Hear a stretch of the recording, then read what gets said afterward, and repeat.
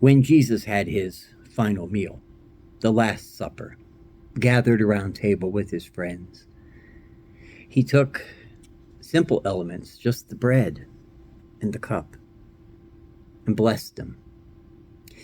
And one thing he said that meal that we should always remember is that he told us to remember him every time we break bread, every time we drink from a cup, every time. So the simplest of meals, whether it's just even a snack, a little bite of something, is an opportunity to remember Christ and to remember his suffering, but also to remember the joy that he found, that he brought, that he delivered in the midst of pain and suffering, the hope that he brought. So as you prepare perhaps for a grand meal later this week, as you consider who will be at the table and who will not, what joy you will find and what struggle you will endure, pause now for this holy meal so that you might find joy, joy that will sustain you and instruct you, so that at every meal you will know that you are not alone, that you break bread with God. For God has become one of us and sits at our tables. So friends, take and eat. This is the body of Christ, which has been given for you. And partake of the cup, knowing the covenant of forgiveness that is ours through this sharing. Whatever you have, it is blessed. It is holy. It is nourishment to your body, and it is nourishment to your soul. Let us partake in the feast.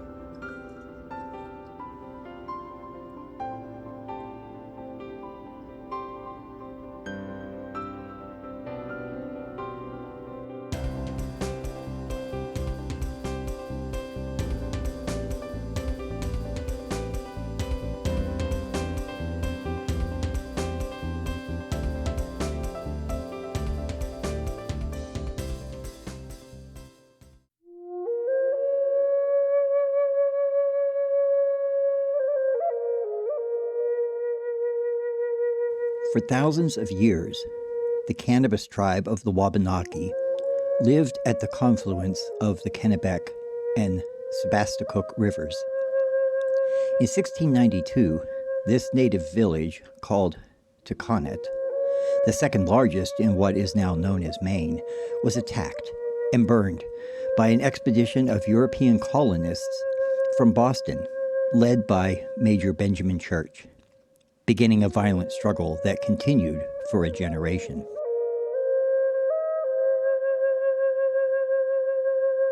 In 1754, colonists built Fort Halifax and organized the township of Kingfield Plantation as part of the land patent for the Massachusetts Bay Colony.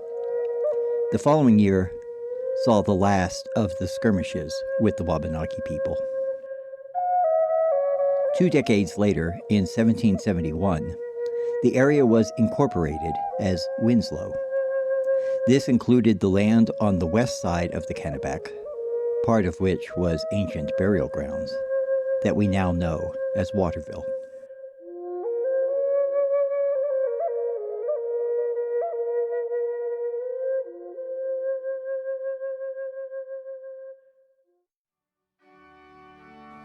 "30 years of crossing the river to get to the meeting house for both government and religious services took its toll. So on June 23, 1802, Waterville was incorporated. Since Massachusetts law required municipalities to have a meeting house and employ a pastor to preach in it, Waterville built the building, but arranged to share the services of the pastor employed by Winslow. As the nation struggled with the sin of slavery, The compromise struck in 1820 to allow Missouri to enter the Union as a slave state involved the addition of a free state, which was accomplished by Maine seceding from Massachusetts. In those early days of statehood, the people of Waterville were free to worship where and how they wanted. There was a newly founded Baptist church. Some residents had a Presbyterian heritage, and surely there was interest in the new Unitarian movement. But despite the bridge built in 1824 making it easier to get to Winslow, a group of 5 ministers, 12 residents, and 8 lay delegates from nearby congregations gathered on August 21, 1828, in the home of Captain William Pearson on Silver Street to gather the First Congregational Church of Waterville.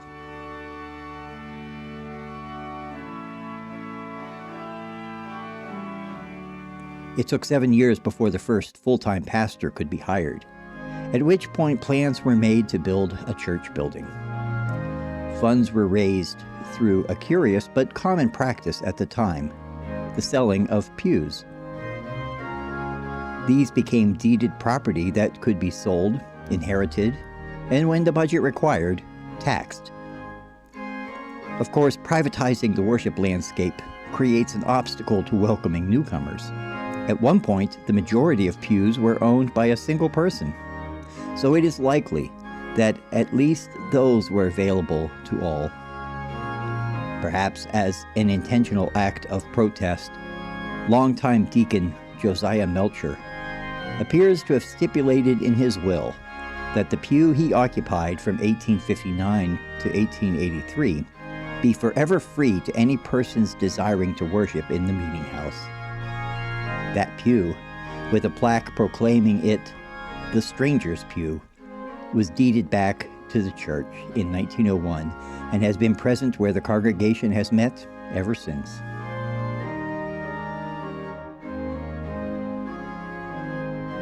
The church building in the center of town on Temple Street served the congregation well through times of growth and times of struggle. During the 1960s, the thriving congregation faced a difficult decision about its property. The citizens of Waterville approved a referendum for urban renewal that slated the church for demolition. The risk of the 130-year-old structure not surviving an attempt to relocate it was real. So the members voted to take a different risk. They chose to regather on the outskirts of town, up the hill, away from the river, where they would build a new building costing $425,000, an amount equal to 17 times the annual budget at the time. That investment in the building on Eustis Parkway paid dividends in a vitality that saw many programs created that nurtured the institution, expanded the membership, and added a second minister to the staff. But the congregation did not have an exclusively inward focus. Outreach and service in mission to the community and the wider world were an important part of the congregation's identity. Over the past few decades, the broad trend has been a decline in participation in institutional religion. That meant that this congregation found itself gathered in a building larger than necessary, which was also showing its age, in required maintenance that threatened to take so much of the budget that mission would be squeezed out. So another courageous act was required of this congregation. This time, the investment risk was to choose mission over maintenance, letting go of the building.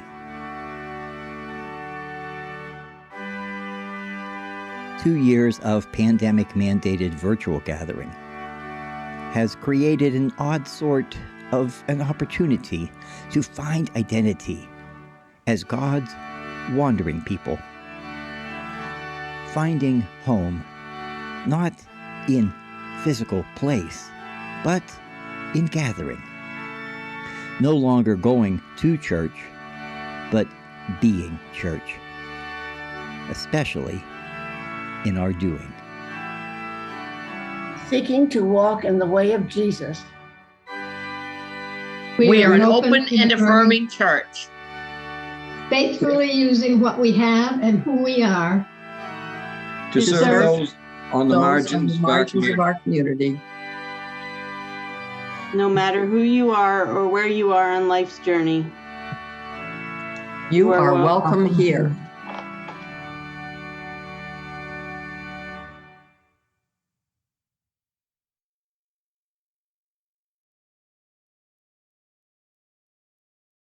Sing a new song to Yahweh, who has worked wonders, whose right hand and holy arm have brought deliverance.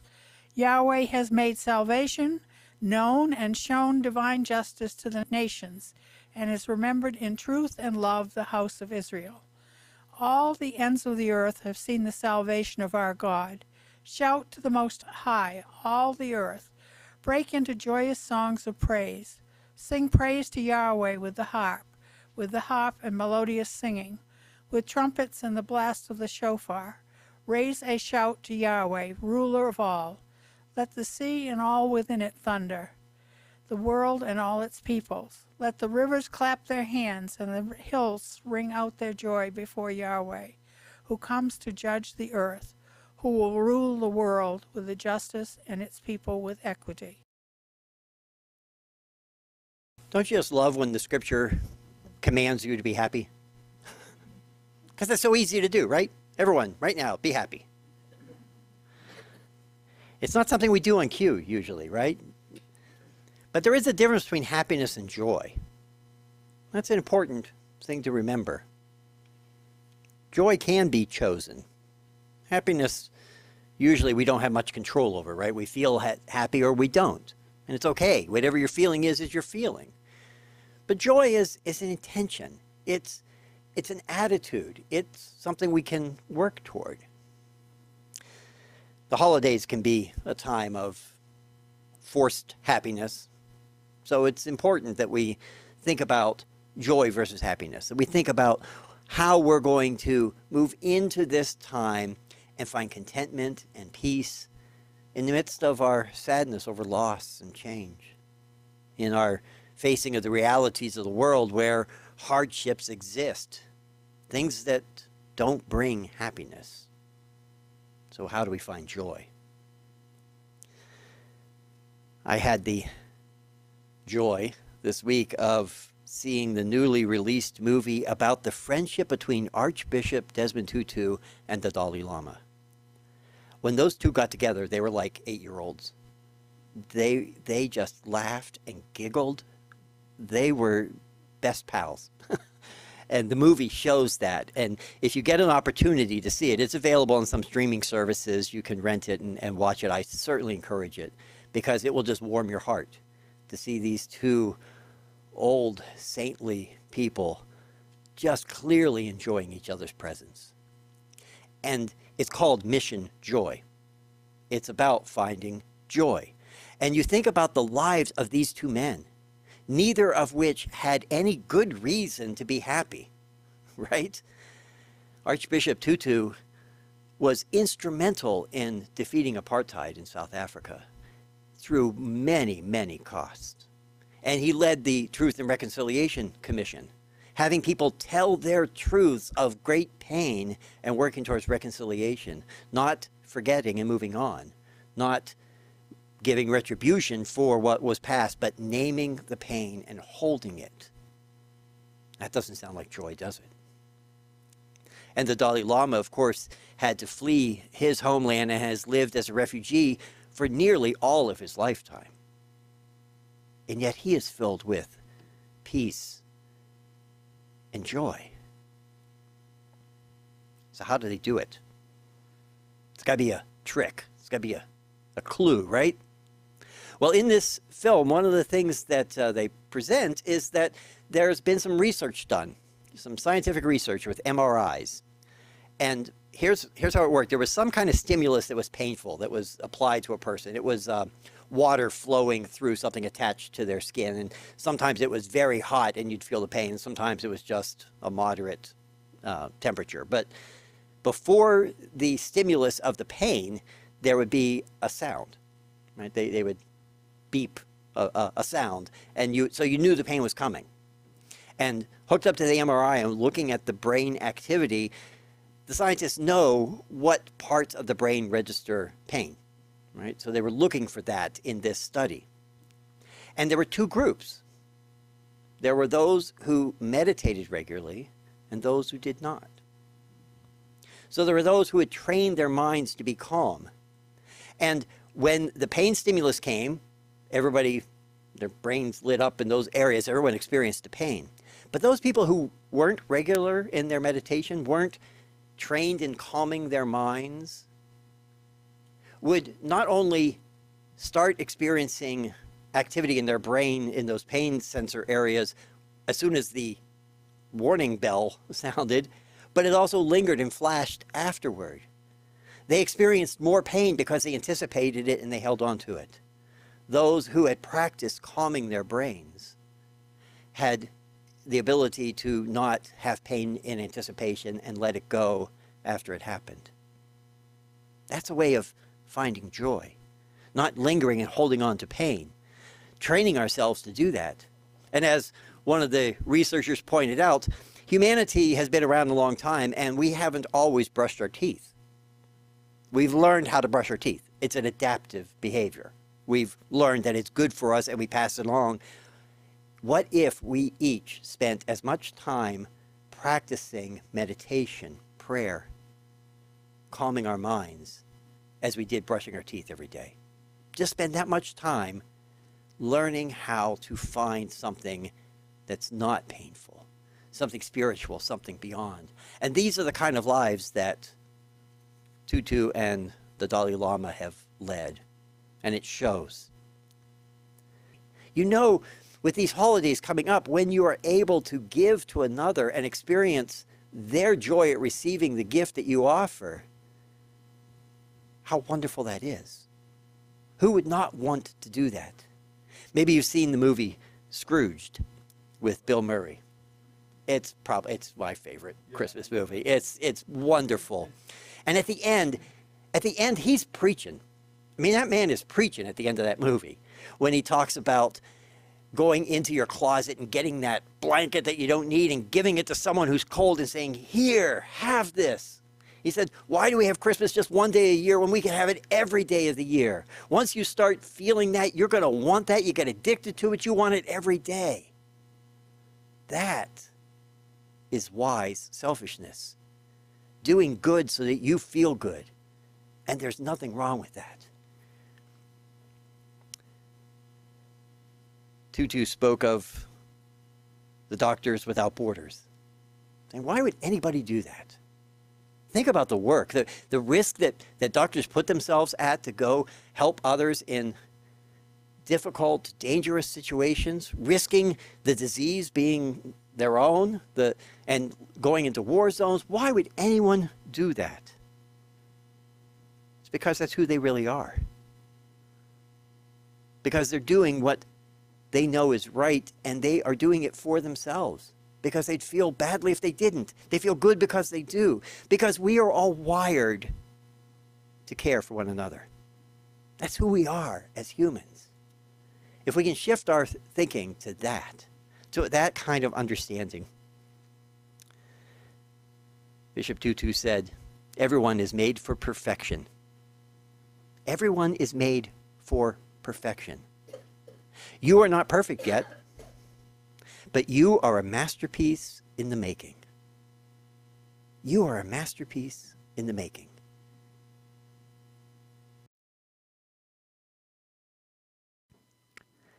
Oh God, today we recognize the gift of Ubuntu. Ubuntu, that principle that recognizes that human beings need each other for survival and well-being. That each of us is a person only through other persons. That you designed us so that we might find our meaning, our purpose, our understanding of self in others, in community, that we are all built for community.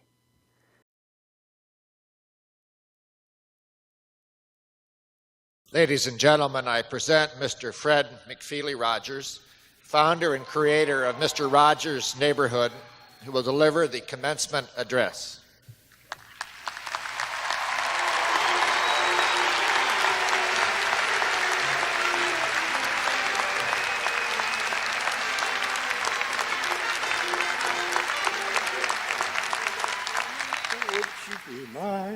Could you be mine? Yeah. Well, I must say it's a beautiful day in your neighborhood. Wow.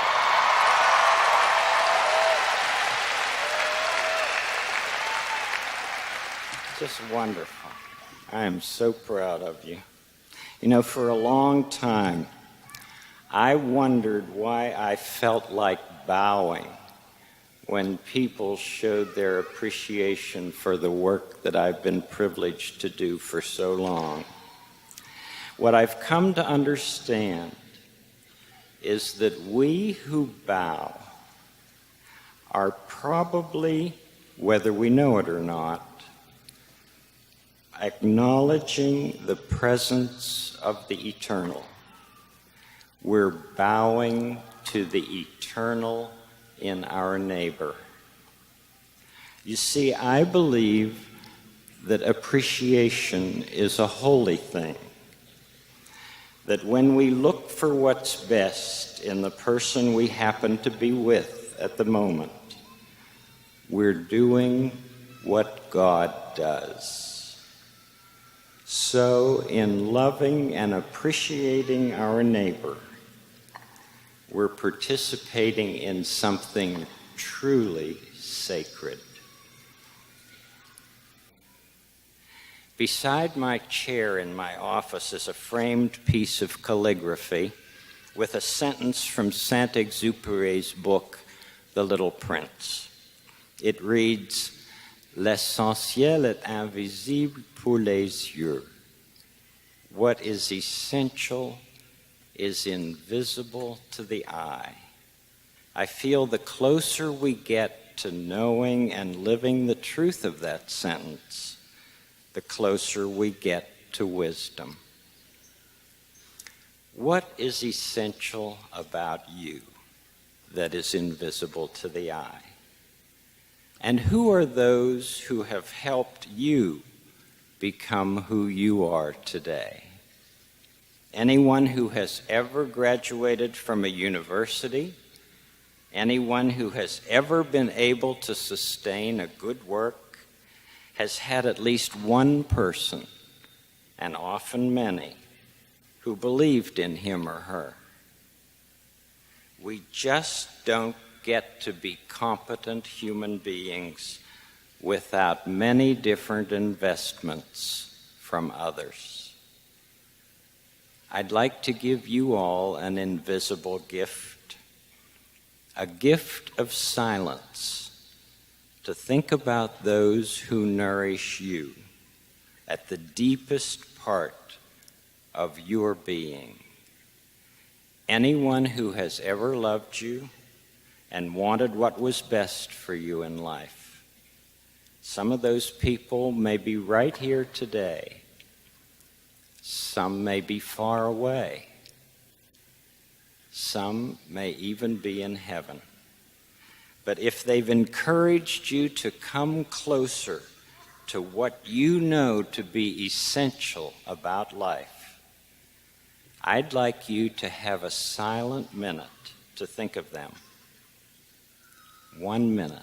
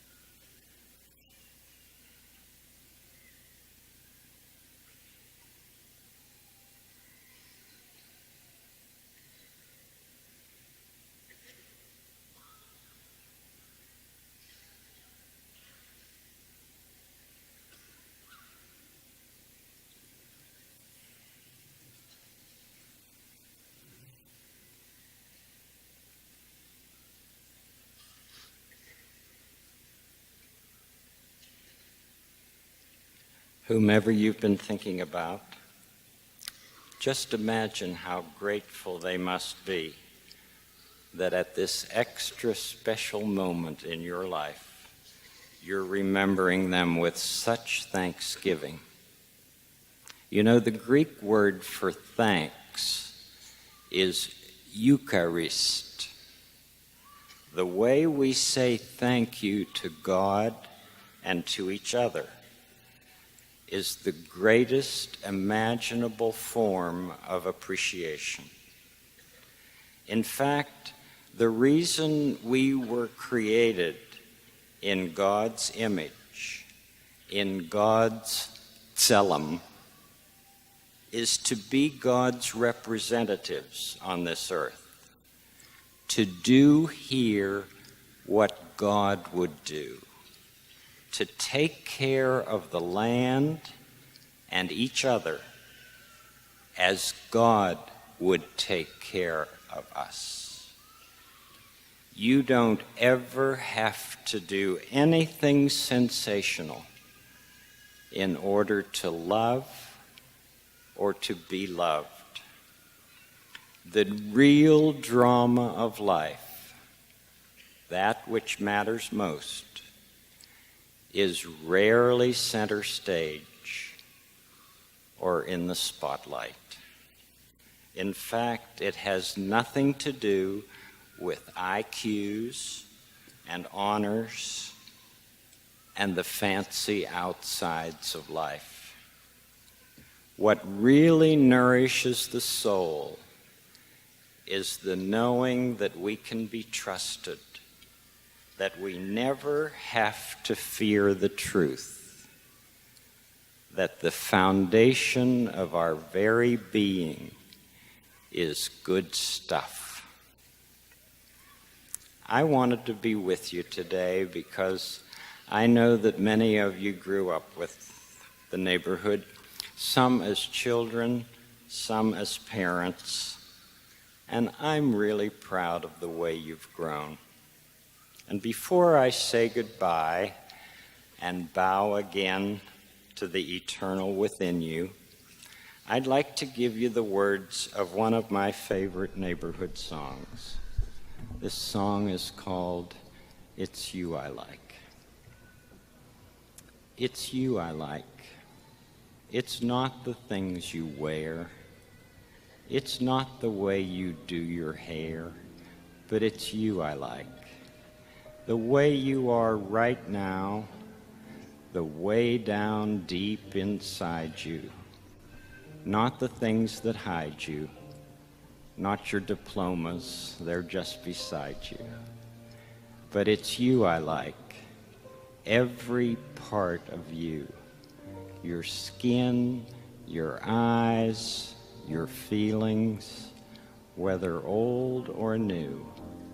I hope that you remember, even when you're feeling blue, that it's you I like.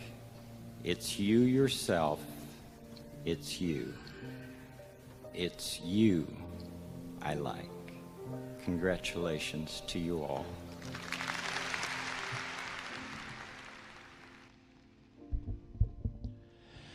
It's you I like. It's not the things you wear.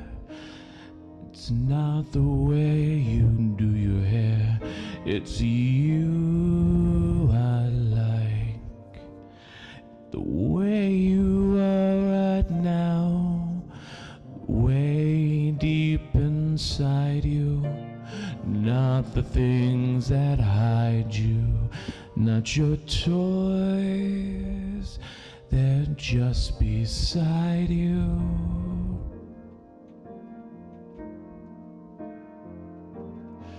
But it's you I like, every part of you, your skin, your eyes, the feeling, whether old or new. I hope that you remember, even when you're feeling blue, it's you I like. It's you yourself. It's you.